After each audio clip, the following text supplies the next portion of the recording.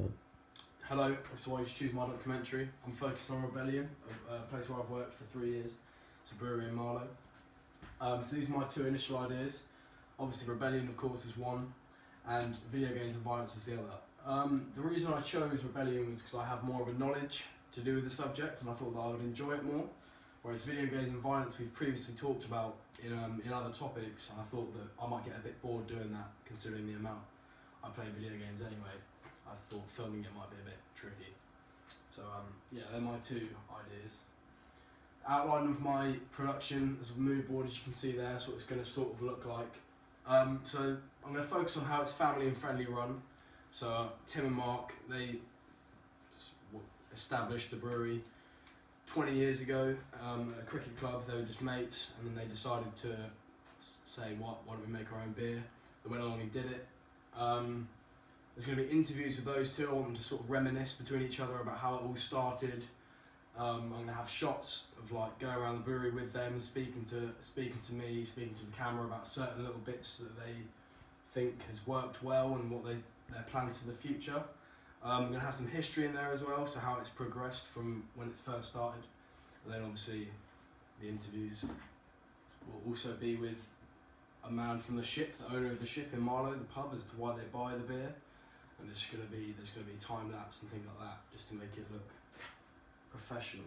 So my two locations are Rebellion and the ship in Marlow. Obviously, Rebellion is quite an open place, so on nice weather, it'll be like a nice place to shoot. The ship's quite small, but they do have a beer garden, which I'm going to hopefully film in there as well. Target audience. I found my target audience from many different ways. One being focus groups, another one being online research and my own research. So I sort of found from it 18 years old, male, are the people that are going to want to watch my documentary. Things like Ford documentary is where they're going to be watching like similar things. Any job, but not really long hour jobs, will be able to watch my documentary because it'll be shown during working hours. Obviously, we're doing it on ITV documentaries. So this is my focus group. I won't play it now, but I did a focus group with Ollie and Aaron, asking specific questions about my target audience and what they think that the target audience will be for this type of documentary. I also found Rebellion's beer finder on their website, which shows all the pubs which Rebellion serves beer. This means this is where my target audience is going to be. This is where they're going to be drinking the beer. This is the area of people that are going to want to watch the documentary. So I've sort of ruled out South East England as the main topic. London maybe, but it's more in the South East. So my competitors, my first competitor was Beer Culture, the documentary in 2013. It was an American documentary about craft beer. And I think that my audience figures will be maybe not as close to that, but I'm aiming high and hoping that they could get as many views as this documentary previously. Another one that I found was a university student who did their documentary on also real ales. And this is similar to what I'm doing because I'm focusing on real ale, I'm focusing on the microbrewery. She talked about a microbrewery in here, and I'm looking to get a lot more audience figures than her. She didn't get very many views, but this is sort of one of the things that I want, similar type of documentary. So my resources, camera 1, camera 2 and my tripod, they'll all be needed for the 9th of May. You can see there some of the equipment that I'll need. Personal requirements, so £3.70 for a student bus ticket.